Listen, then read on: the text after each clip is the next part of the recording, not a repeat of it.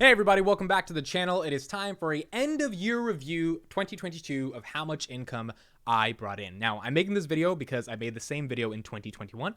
The reason I made the video in 2021 was to kind of just see the progress over the next couple years in terms of income brought in.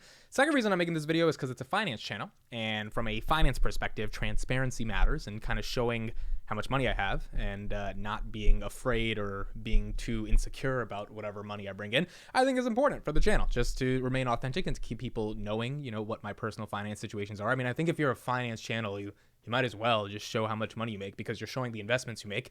You're showing your portfolio size. So I don't know. I think it just creates a better connection with the audience if they're following you and following your journey when it comes to finance content.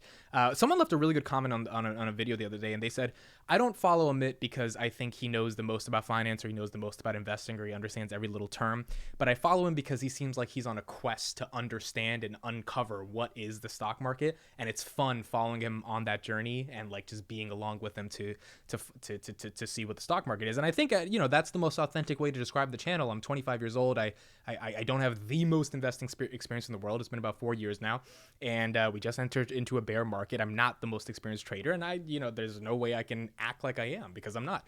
And so what I do think I'm good at is communicating, research, understanding things, adding a bit of personality as I speak on things, commentate about things, make logical arguments around certain things, and then putting my thoughts out there. And I think if I can intersect those ideas with the concept of investing, which is something I'm really into, you get a decent personality that hopefully we can build a channel off of. Now, to show a little bit of my appreciation, I'm doing a small giveaway, $50 Amazon gift card, and I'm also shaving my beard. Now, why does that have relevance to the Amazon gift card? I'm shaving my beard December 31st or January 1st, one of those days. It's going to be live on the channel. Why am I shaving my beard? Well, I made a poll on Twitter. 1,500 people voted. 87% of people said yes, and I have to follow what the people say. Now, did they say yes because they actually want to see what I look like underneath the beard? No. Do they want to see me torture? Yes, because I do not think it will look that good underneath the beard, but we're doing it. And look, I've had this beard for 10 years. It'll grow back after a couple months. I was like, why not? Just try it out, see what it feels like, and go from there. So as a result of that, to enter into the giveaway, all you have to do is leave a comment underneath this video. And the comment just has to be, what do you think I will look like underneath the beard? And the winner of the giveaway will be the most creative / funny / interesting comment of what I will look like underneath the beard. There are a lot of ideas I have of what I will look like underneath the beard. I haven't seen myself underneath the beard in like 10 years. So I'll leave it up to the comments. Whatever you think I will look like underneath the beard, put it below, and the comment with the most upvotes will win the $50 Amazon gift card. I will announce it on Wednesday morning. Today's Monday. Wednesday morning, market open stream at around 9:30. So right when the morning opens, probably like 9:31, 9:34, whatever, a couple minutes after the market opens, I will announce the winner and I will show the comment live on the morning stream. So having said that, let's get into how much money I made in 2022. All right, so I've broken up my income into a bunch of different categories, and we're going to go through some of those income streams now. I have 4 different ones. I have private consulting, my YouTube income, Patreon income, and then consulting full-time when I used to do my actual consulting job, but I quit back in June.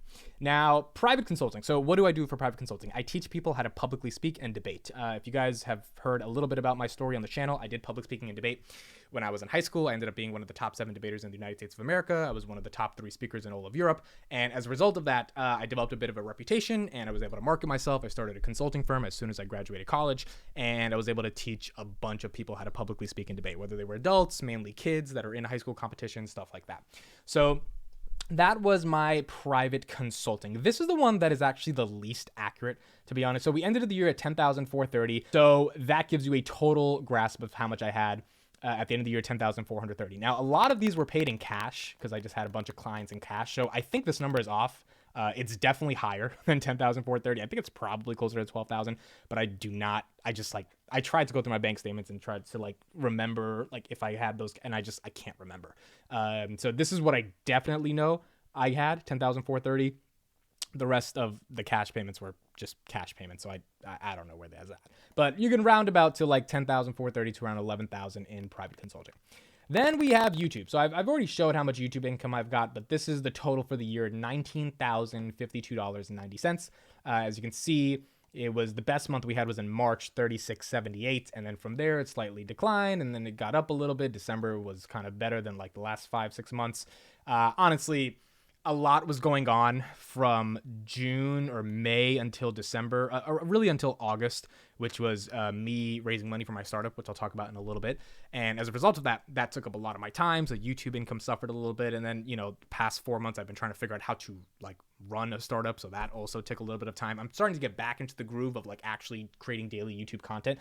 And I say this as someone who still uploads at least 2 videos a day for the past couple months, but I think it can be more, and I think it can be even better analysis. So from there, we got 19,000 for the YouTube income. Then we have Patreon income. This is 2,400, so it's pretty awesome. I have a group of, I think, like 30 Patreons that pay, and really, there's not any benefit to paying my Patreon other than supporting the channel. You can get access to the Discord even if you're not part of the Patreon, and I don't know. I think the people that pay for it, they get the value out of just wanting to support me. They get a lot of free content from me, and a lot of the Patreons have said, "Yo, we feel so guilty for how much content we've gotten out of you that we want to support somehow." I also have my Patreon connected to dailypalantir.com that sends out a newsletter every day. There'll be a subscription down below.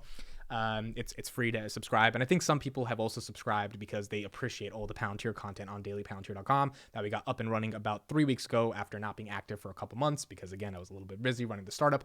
So I have a team to help me now with dailypalantir.com, and hopefully that'll grow over time, and we'll get some more patrons as the site gets bigger and people want to support basically my journalism on that platform. Just to show support.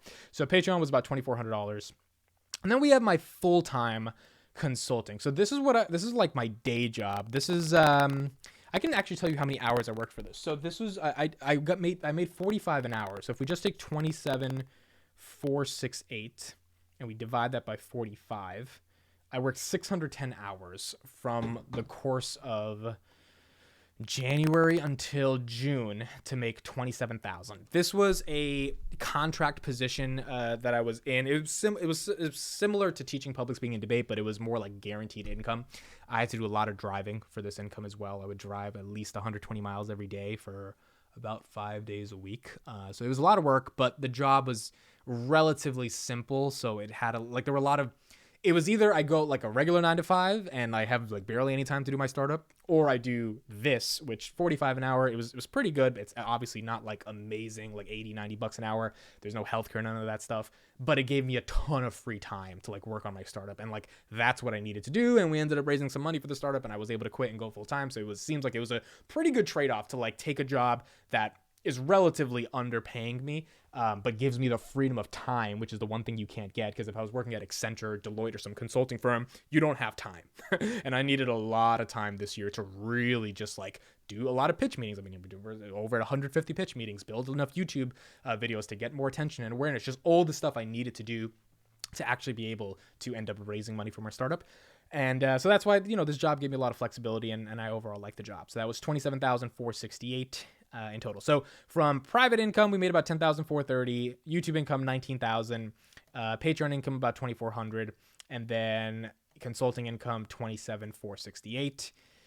So in total, we made $59,364.37. Now, the best month was this month, 13,000. This was March, right? Yeah, this was March. That was a cool month, making 13,000 in a month. A couple months after that, 6,000, 8,000 a month, 8,000. And then, as you can see, over the past couple months, it's pretty much declined, right? Because obviously there's not that much money coming in. And so but we ended the year with 59 grand, which isn't too bad in my opinion. So 59 grand for someone who is 25 years old. And, I think the biggest part of this year was we ended up raising 315 grand for my startup. And that was the coolest part of the year. And, people in my age that have business school degrees, that are graduated and all this stuff, a lot of my friends, for example, they're making like 120, 130, 140 grand a year. And that's great. That's fine. It's just, I knew it's not that meaningful to me to make that much money if you don't know what you're doing with your life. And a lot of my friends are in that situation right now. I've talked to a lot of them. I'd rather make 60K and go all in and try to build something. And the most successful part of 2022 was for my startup, Audia.io. We were actually able to raise 315 grand. And that was a journey in and of itself. I'll probably make a separate video one day just talking more about that. But I think that's the trade-off, right? Either you can make 150 grand and like sell your soul to a corporation, which is not bad, right? And like do a ton of work. Or you can go take your own risks to build your own audience, build your own community, find your own investors while the market is crashing, somehow find people to angel invest in your startup and make less money, for your own self in order to raise money for this thing. And if you're able to raise money for this thing one day could, who knows, be worth how much money, because it's a startup and startups can go to the moon. But you've got to have the capital and the ability to raise that money and the freedom of time. And I think that's the biggest thing I appreciated this year is like while I was doing my full-time job, I was able to make a ton of videos. I was able to do a bunch of, meetings. I was able to meet with hundreds of investors. I was just able to like do what I needed to do. And thankfully, I didn't have to pay rent. I didn't have to go out. I didn't have to leave my parents' house. I was able to stay at home. And I just had the time this year to be able to go do the thing I needed to do, which was raise money for my startup. 2021 was all about building the startup and like getting an MVP out there, proving we could do it. Me and my team, me and my co-founder, we did it. 2022 was like, can we get the money? Because if we can get the money, then we have a really good shot to like potentially win, right? But we got to get the money. Like we need to pay for different things. We just have to have that security of having the money and make it more official, actually have investors that care about us. So it's not just some idea anymore. Like once you raise some money, you are taken a little bit more seriously by the world because you're not just an idea, you're an idea that has people backing their capital with you. And that was really the goal of 2022, and we were able to do it. So that is how much money I made in 2022, $59,000. How much in terms of expenses? I don't think it's worth doing another video of expenses. I mean, I put a decent amount into the market. I wouldn't say half of it, but I don't know, maybe 30% if I'm guessing. I had a car payment of like $465 with insurance every month. Food probably like $250 a month. Some months I went probably a little crazy, maybe $400. I bought a new laptop. That's $1,600. I mean, my hair probably like $50 a month. Like there is some expenses that were fixed, but it's not a lot. I would say maybe like $1,000, maybe $1,500 a month, and it's probably $1,000 a month, and then some months you would have like $1,500, like months where I had to pay taxes, pay my CPA, stuff like that.